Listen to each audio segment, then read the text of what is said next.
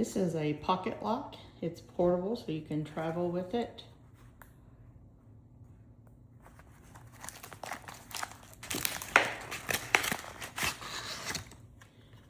Comes in a drawstring bag to make it easy to carry.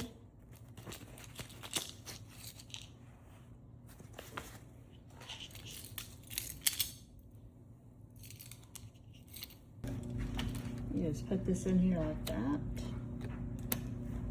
And let the door close.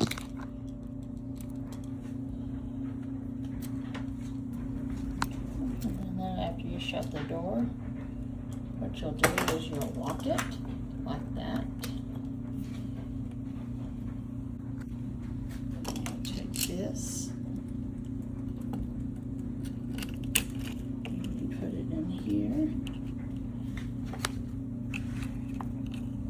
That.